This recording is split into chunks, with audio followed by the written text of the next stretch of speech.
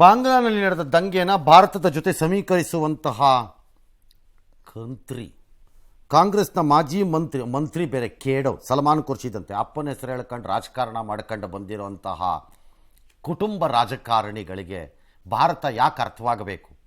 ಯಾವತ್ತಾದರೂ ಬೆವರು ಸುರಿಸ್ಬಿಟ್ಟು ದುಡ್ದಿದ್ದಿದ್ರೆ ಅನ್ನನ ಗೊತ್ತಾಗ್ತಿತ್ತು ಇವ್ರುಗಳಿಗೆಲ್ಲ. ಮತ್ತೊಮ್ಮೆ ಹೇಳಿಕೆ ಯಾವುದೋ ಕಾರ್ಯಕ್ರಮದಲ್ಲಿ ಮೇಲ್ನೋಟಕ್ಕೆ ಕಾಶ್ಮೀರದಲ್ಲೆಲ್ಲ ಸಹಜವಾಗಿದೆ ಅಂತ ಕಾಣಿಸ್ಬೋದು, ಎಲ್ಲೋ ಸರಿ ಇದೆ ಅಂದ್ಕೊಂಡಿರ್ಬೋದು, ಆದರೆ ವಾಸ್ತವ ಬೇರೆ. ಅಲ್ಲಿ ನಡೆಸಿದ್ದು ನಮ್ಮ ದೇಶದಲ್ಲೂ ನಡೀಬೋದು. ನಡೀಲಿ ನೋಡೋಣ ಅದೇನಾಗತ್ತೆ. ಯಾರು ನಡೆಸೋರು ಯಾರು ನೀವು? ಬೇರೆ ವಿಚಾರ. ನಡೀಬೋದು, ನಮ್ಮ ದೇಶದಲ್ಲಿ ನಡೀಬೋದು. ಒಂದಿನ ಕ್ರಾಂತಿ ಥರ ನಡೀಬೇಕು ನಮ್ಮ ದೇಶದಲ್ಲಿ ಒಂದಿನ. ಅದು ದೇಶದ ಪ್ರಜಾಪ್ರಭುತ್ವವನ್ನು ಅಲ್ಲಾಡ್ಸಕ್ಕಲ್ಲ. ಅದು ನಿಮ್ಮಂಥ ಕಚಡಗಳಿದಾರಲ್ಲ, ಕುಟುಂಬ ರಾಜಕಾರಣ ಮಾಡಿಕೊಂಡು, ಸ್ವಜನ ಪಕ್ಷಪಾತ ಮಾಡಿಕೊಂಡು, ಭ್ರಷ್ಟಾಚಾರ ಮಾಡಿಕೊಂಡು, ದುಡ್ಡನ್ನು ಲೂಟಿ ಹೊಡ್ಕೊಂಡು, ಮಹಲ್ಗಳನ್ನು ಕಟ್ಕೊಂಡು, ಬಡವರ ಹೆಸರಿನಲ್ಲಿ ಅಧಿಕಾರವನ್ನು ಅನುಭವಿಸ್ಕೊಂಡು, ದೇಶದ ದುಡ್ಡು, ಜನರ ದುಡ್ಡನ್ನ ನಿಮ್ಮ ತಾತನ ಮನೆ ದುಡ್ಡು ಅಂತ ತಿನ್ಕೊಂಡು, ನಿಮ್ಮ ಮಕ್ಕಳುಗಳನ್ನೆಲ್ಲ ಹೊರಗಡೆ ಆರಾಮಾಗಿ ಇಟ್ಕೊಂಡು, ಚೆನ್ನಾಗಿ ಇಟ್ಕೊಂಡು, ಬೇರೆ ಮಕ್ಕಳನ್ನ ಬಾವಿಗೆ ತಳ್ಬಿಟ್ಟು ಮಜಾ ನೋಡ್ತಿರಲ್ಲ. ನಿಮ್ಮ ವಿರುದ್ಧ ನಡಿಬೇಕು. ಜನರ ಹೆಸರಿನಲ್ಲಿ ಪ್ರಜಾಪ್ರಭುತ್ವ ಎಂಬುದನ್ನು ಕಟ್ಟಿ ಆ ಜನರಿಗೆ ಮಾಡ್ತಿರೋ ಧೋಕಾ ಕಾರ್ಯಕ್ಕೆ ನಿಮ್ಮೇಲೆ ನಡಿಬೇಕದು. ಪ್ರಜಾಪ್ರಭುತ್ವದ ಮೇಲೆ ನಡಿಬೇಕಾಗಿಲ್ಲ, ನಡೆಯಲ್ಲ. ನಮ್ಮ ದೇಶದಲ್ಲಿ ನಡಿಬೇಕಾಗಿಲ್ಲವೂ ಇಲ್ಲ. ಸರ್ಕಾರಗಳನ್ನು ಬದಲಾಯಿಸೋದಕ್ಕೆ ಈ ದೇಶಕ್ಕೆ 5 ವರ್ಷಕ್ಕೊಂದ್ಸರಿ ಅಧಿಕಾರ ಕೊಡ್ತಾರೆ. ಓಟ್ ಹಾಕ್ತೀವಿ, ಈಗಲೂ ಓಟ್ ಹಾಕಿದ್ದೀವಿ. ನರೇಂದ್ರ ಮೋದಿಗೆ 240 ಸೀಟ್ ಕೊಟ್ಟಿದ್ದಕ್ಕೆ ಎಷ್ಟು ಜನ ಆತನ ಪ್ರೀತಿಸಿದಾರೋ ಅಷ್ಟೇ ಜನ ವಿರೋಧನೂ ಮಾಡಿರ್ಬೋದು. ಅದಕ್ಕೆ ಜಾಗ ಇದೆ. ಅದು ಸರ್ವಾಧಿಕಾರಿ ಅಂತ. ಸರ್ವಾಧಿಕಾರಿಯನ್ನು ವಿರೋಧ. ಯಾರು ಸರ್ವಾಧಿಕಾರಿ? ನೀವು ಹೇಳಿದವ್ರಲ್ಲ ಸರ್ವಾಧಿಕಾರಿಗಳು, ಬೇರೆಯವರಲ್ಲ. ಜನರ ತೀರ್ಮಾನ ನಿಮ್ಮ ತೀರ್ಮಾನನೇ ಜನರ ದೇಶದ ತೀರ್ಮಾನ. ಯಾವನ ಹೇಳ್ದವನು ಇವನಿಗೆ? ಇವನನ್ನು ಯಾರ್ರೀ ಮಂತ್ರಿ ಮಾಡ್ದವನು? ಇವನನ್ನು ದೇಶದಲ್ಲಿ ಅಶಾಂತಿಯನ್ನು ಕದಡುವುದಕ್ಕೆ ಮತ್ತು ಹಿಂಸೆಯನ್ನು ಉತ್ತೇಜನ ಕೊಡಲಿಕ್ಕೆ ಮಾತನಾಡಿರುವ ಇಂತಹ ಕಚಡಗಳಿಗೆ ಕೇಸ್ ಹಾಕಿ ಒಳಗಾಕಿ ಕೂರಿಸ್ಬೇಕು. ಹೊರಕು ಬರಕ್ಕೆ ಬಿಡಬಾರ್ದು. ಇಂಥ ಕಚಡಗಳಿಗೆ ಕಂಡು ಕಡೆ ಕೇಸ್ ಹಾಕಿ ಒಳಗಾಕ್ಬೇಕು. ಅನುಭವಿಸೋದನ್ನೆಲ್ಲ ಅನುಭವಿಸ್ಬಿಟ್ರು ಈ ದೇಶದಲ್ಲಿ. ಈಗಿಲ್ಲಿ ಮಾತಾಡ್ತಾರೆ. ಅದೇ ಮೂಲಭೂತವಾದಿಗಳ ಕೆಲಕ್ಕೆ ಇದಕ್ಕೆ ದೇಶ ಹೋಗಲಿ, ಭಾರತನೂ ಹೋಗಲಿ. ಆಗ ನಿಮ್ಮನೆ ಕತೆ ಏನಾಗತ್ತೆ ಹೇಳ್ತೀನಿ. ತಲೆ ಬೋಳಿಸ್ಬಿಟ್ಟು ಮೆರವಣಿಗೆ ಮಾಡಿಸ್ತಾರೆ ನಿಂದುವೆ.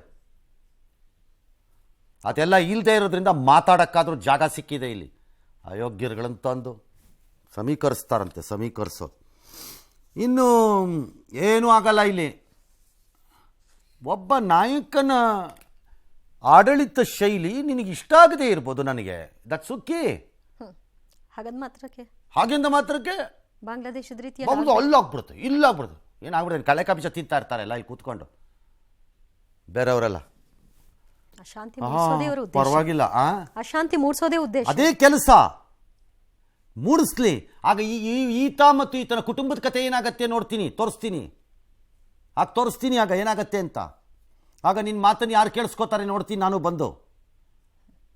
ಭಾರತ ಆಗಿದ್ದಕ್ಕೆ ನೀವೆಲ್ಲ ಇನ್ನೂ ನೆಮ್ಮದಿಯಾಗಿ ಬೆಳಗ್ಗೆ ಎದ್ದು ಕಾಫಿ ಕುಡ್ಕೊಂಡು ಮಧ್ಯಾಹ್ನ ಊಟ ಮಾಡ್ಕೊಂಡು ಇದ್ದೀರಿ. ಬೇರೆ ಜಾಗದಲ್ಲಿ ಆಗಿದ್ರೆ ಇಷ್ಟೊತ್ತಿಗೆ ನಿಮ್ಗಳನ್ನ ಕತ್ತರಿಸಿ ಬಿಸಾಕ್ಬಿಟ್ರು ಅವ್ರು ಆಯಾ ದೇಶಗಳಲ್ಲಿ.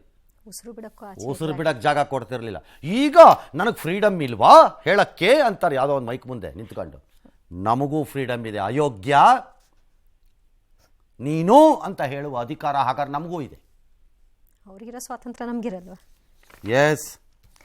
ನಾವು ಬಾಂಗ್ಲಾ ಹಿಂಸಾಚಾರದಲ್ಲಿ 500ಕ್ಕೂ ಹೆಚ್ಚು ಮಂದಿ ಬಲಿಯಾಗಿದ್ದಾರೆ. ಶೇಖ್ ಹಸೀನಾ ಪಲಾಯನದ ನಂತರ ನಡೆದ ಹಿಂಸಾಚಾರದಲ್ಲಿ ಅವಾಮಿ ಲೀಗ್ ಮುಖಂಡರನ್ನ ಟಾರ್ಗೆಟ್ ಮಾಡಿ ಕೊಲ್ಲಲಾಗಿದೆ. ದೇಶಾದ್ಯಂತ ಅವಾಮಿ ಲೀಗ್ ನಾಯಕರ ಶವಗಳು ಅತ್ಯಂತ ಭೀಕರ ಸ್ಥಿತಿಯಲ್ಲಿ ಪತ್ತೆಯಾಗಿದೆ. 29 ನಾಯಕರ ಶವಗಳು ಗುರುತಿಸಲಾಗಿದೆ.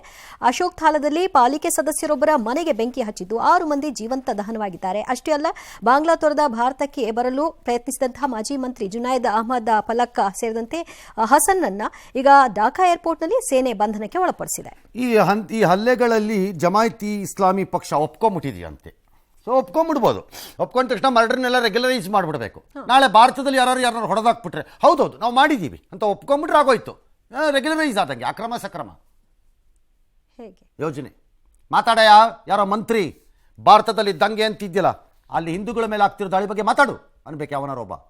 ಕಾಂಗ್ರೆಸ್ ಅಂತರವನ್ನು ಕಾಯ್ದುಕೊಂಡ್ಬಿಡ್ತಂತೆ. ಏನು ಅಂತರ ಕಾಯ್ಕೊಳ್ಳೋದು ನೀವು? ಇದಕ್ಕೂ ತಮಾಷೆ ಆಡ್ತೀರಾ ಆಟನ? ಏನಂತರ ಹಾಗಿದ್ರೆ ಇಂದಿರಾ ಗಾಂಧಿಯನ್ನು ಸರ್ವಾಧಿಕಾರಿ ಅಂತ ಹೇಳಿರ್ಲಿಲ್ವಾ? ಯಾರುವೇ ಹೇಳಿದ್ರು ಇಲ್ವಾ ಈ ದೇಶದಲ್ಲಿ? ಅವತ್ತದು ಸರಿ ಇರಲಿಲ್ಲ ನಿಮಗೆ. ನೀವು ಹೇಳಿದ ತಕ್ಷಣ ಇನ್ನೊಬ್ಬ ಸರ್ವಾಧಿಕಾರಿ ಆಗ್ಬಿಡ್ತಾನೆ.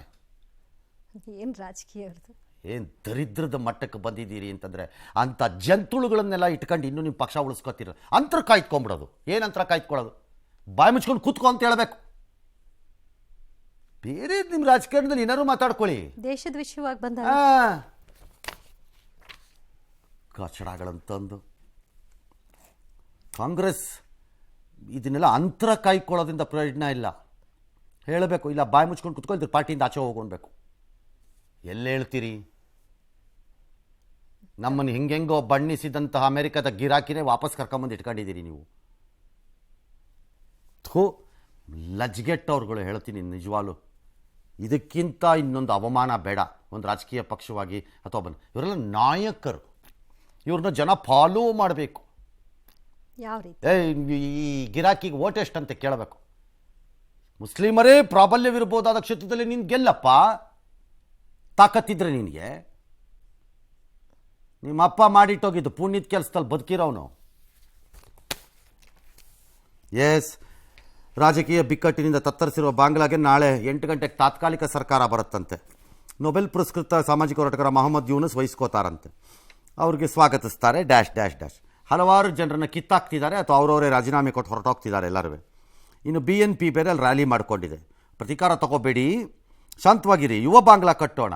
That's a choice they make. ಅವ್ರು ಮಾಡ್ಕೊಳ್ಬೋದು ಆಯ್ಕೆನ. ನಾನೇನು ಅದನ್ನೇ ಹೇಳಿದ್ದು, ಯಾವ ಬಾಂಗ್ಲಾ ಬೇಕು ಎಂಬ ನಿರ್ಧಾರ, ನಾವು ಯಾವ ಹಾದಿಯಲ್ಲಿ ಹೋಗಬೇಕು ಅಂತ ಅವರೇ ತೀರ್ಮಾನ ಮಾಡ್ಕೋಬೇಕು. ಅವರ ಆಯ್ಕೆ. ಅಭಿವೃದ್ಧಿ ಪಥದತ್ತ ದೇಶವೋ ಅಥವಾ ಮೂಲಭೂತವಾದದ ವಿಚಾರದ ಕಡೆಗೆ ದೇಶವೋ, ಯಾವುದನ್ನ ಆಯ್ಕೆ ಮಾಡ್ಕೋಬೇಕು ಅವರು. ಅಲ್ಲಿ ಬಂಗಾಳದ ಕೂಚ್ ಬಿಹಾರ್ ಹತ್ರ ಲಾರಿಗಳೆಲ್ಲ ನಿಂತೋಗಿದೆ ಮಾಡಿದೆ. ಭಾರತದ ಹೈಕಮಿಷನಿನ ಕೆಲವು ಸಿಬ್ಬಂದಿಗಳು ನಮ್ಮವರು ವಾಪಸ್ ಬಂದಿದ್ದಾರೆ, ಕೆಲವು ನಮ್ಮ ಜನನೂ ವಾಪಸ್ ಬಂದಿದ್ದಾರೆ. ಆಗಲಿ, ಇವೆಲ್ಲ ಸೆಟ್ಲ್ ಆಗತ್ತೆ ಸ್ವಲ್ಪ ದಿನ. ಅದಾದಮೇಲೆ ಅವ್ರಿಗೂ ರಿಯಲೈಸ್ ಆಗತ್ತೆ ಯಾರ ಪಾತ್ರ ಏನು, ಯಾರ್ದು ಏನು ಪಾತ್ರ, ಯಾಕಾಯ್ತು ಅಂತ. ಬಾಂಗ್ಲಾದೇಶದಲ್ಲಿ ಇತರ ಜನರಿಗೂ ಅರ್ಥವಾಗಬೇಕಲ್ಲ ಏನಾದರೂ ಒಂದು ಪರಿಸ್ಥಿತಿ. ಇವ್ರ ಜೀವನ ಎಲ್ಲ ನಾಳೆ ಬೆಳಗ್ಗೆಯಿಂದ ಏನು ಚಿನ್ನದ ಅರಮನೆಯಲ್ಲಿ ಏನು ಇರಲ್ವಲ್ಲ. ಮತ್ತೆ ಈಗಿರೋ ಪಕ್ಷಗಳ ಕತೆ ನೋಡಿದ್ರಲ್ಲಿ ನಡೆಯೋ ಅದು ಏನ್ ಬೇಕಾದ್ರೂ ಆಗ್ಬೋದು. Their economy can go to a sixer, ಯಾರಿಗೂ ಗೊತ್ತಿಲ್ಲ, ಹೋಗ್ದೇನೂ ಇರ್ಬೋದು. ಬಾಂಗ್ಲಾದೇಶದ ಶೇಖ್ ಹಸೀನಾಗೆ ಸದ್ಯ ಭಾರತ ಆಶ್ರಯವನ್ನ ಕೊಟ್ಟಿದೆ. ಅಮೆರಿಕಾದಲ್ಲಿ ನೆಲೆಸಿರುವ ಶೇಖ್ ಹಸೀನಾ ಪುತ್ರ ಸಾಜಿದ್ ಪ್ರಕಾರ ಅವರ ತಾಯಿ ಇನ್ನೂ ಯಾವ ದೇಶದ ಆಶ್ರಯವನ್ನು ಕೂಡ ಕೋರಿಲ್ಲ.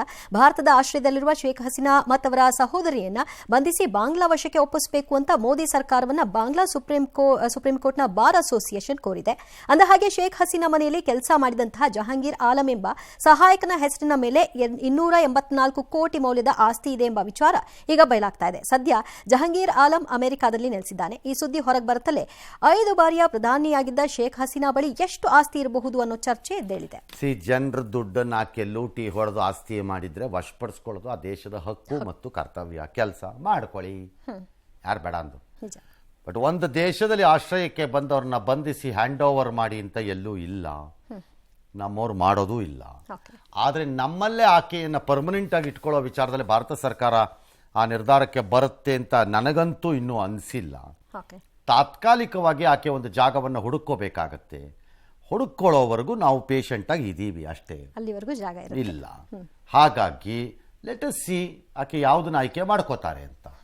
ಅದು ಗೊತ್ತಾಗುತ್ತೆ, ನೋಡೋಣ.